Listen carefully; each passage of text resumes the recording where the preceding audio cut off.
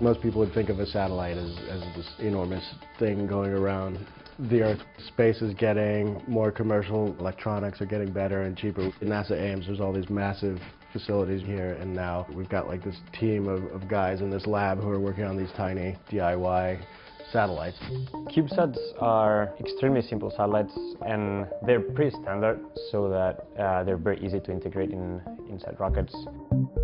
How long have people been basically doing sort of DIY satellites and actually getting them up into space? Yeah, I guess it started maybe 2009. Back then it was a pretty kind of sketchy idea. People were like, you can't do space that cheap, it's ridiculous.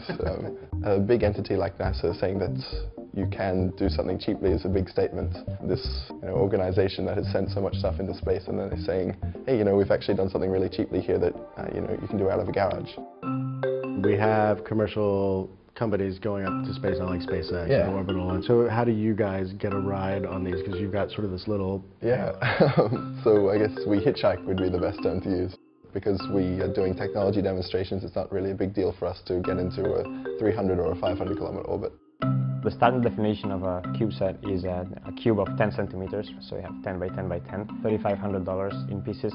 We have a battery case with 12 batteries, next is one phone. Just like a regular smartphone. We just wire a couple of cables, and then we have a radio and a watchdog, which basically just turns on and off the radio on the phone. So this keeps it alive for how long, like 10 days? Yeah, around 10 days.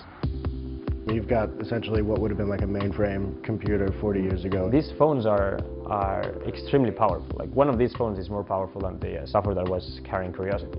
We are kind of leveraging like millions of dollars, billions of dollars that companies are investing in developing like these tiny phones. We can send them to space and they can do something useful.